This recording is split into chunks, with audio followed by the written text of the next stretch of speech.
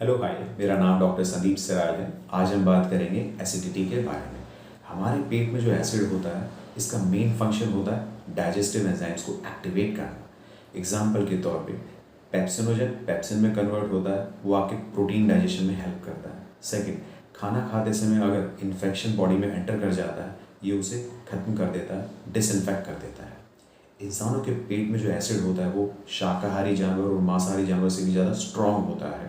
Reason, जब इंसानों ने दो पैरों पे चलना स्टार्ट किया था, ये शिकार नहीं कर पाते थे, बिकॉज जो चार पैरों पे जानवर थे बहुत तेज़ी से दौड़ते थे और उस टाइम पे इनके पास कोई हथियार या वेपन नहीं था हंटिंग के लिए।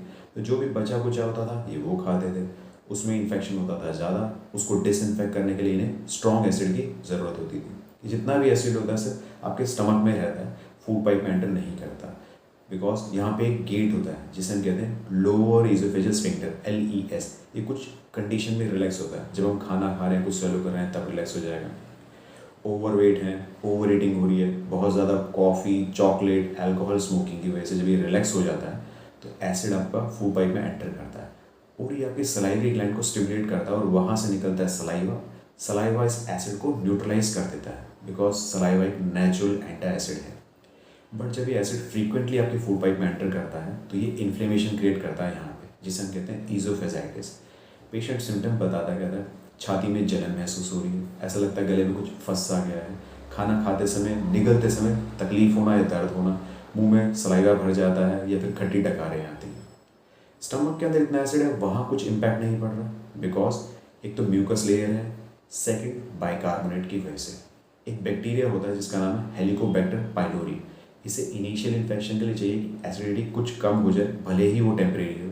एक बार ये एंटर कर जाता है, उसके बाद ये ईजिली मल्टीप्लाई करता है इस एसिडिक मीडियम में और इसे इस एसिड से फ़र्क भी नहीं पड़ता। रीज़न, ये जो बैक्टीरिया है ये आपके म्यूकस लेयर के पीछे छुपा हुआ स्विमिंग करता रहता है। सेकेंड, ये यूरिएज एक एंजाइम रिलीज़ करता है जो यूरिया को ब्रेक डाउन करके एमोनिया रिलीज़ करता है। एमोनिया एक स्ट्रॉन्ग एल्कली है जो इस बैक्टीरिया को इस स्ट्रॉन्ग एसिडिक मीडियम में प्रोटेक्ट करता है। यूरिएज और भी काम करता है, जो म्यूकस लेयर है उसकी थिनिंग कर देगा, एपिथेलियल मेम्ब्रेन की परमेबिलिटी बढ़ा देगा। इससे क्या होगा, डिफेंस सिस्टम जो पेट के अंदर था, स्टमक में था, वो अब वीक हो जाएगा। अब एसिड जो है स्टमक को भी डैमेज करना शुरू करेगा। तो सबसे पहले इन्फ्लेमेशन होगी जिसे हम कहते हैं गैस्ट्राइटिस, उसके बाद गैस्ट्रिक अल्सर्स होंगे और गैस्ट्रिक कार्सिनोमा होने के चांसेस भी बढ़ जाते हैं। ये सब हो रहा है एसिड की वजह से, जिसका नाम है हाइड्रोक्लोरिक एसिड, और इससे होम्योपैथी में मेडिसिन भी बनती है जिसका नाम है म्यूरेटिकम एसिड, जो ये लगभग सारे सिम्टम्स को कवर भी करती है। बट इसके अलावा और भी काफ़ी सारी मेडिसिन हैं जो आप प्रिस्क्राइब कर सकते हैं डिपेंडिंग अपॉन कॉज। माइजम इसके अंदर है, वो है सोरोसिफिलिटिक, सोरी बिकॉज इन्फ्लेमेशन है, सिफिलिटिक बिकॉज अल्सर्स हो जाते हैं कुछ केसेस में। डोज और पोटेंशियल डिपेंड करेगी डिसीज़ की स्टेज पे, लाइक वो फंक्शनल स्टेज पे है या फिर स्ट्रक्चरल पे, सेल्स या टिश्यूज में डैमेज हुआ है। I hope ये वीडियो आपको हेल्पफुल लगा हो। Anyways, thanks for listening to me patiently. Stay happy, stay healthy. Bye bye.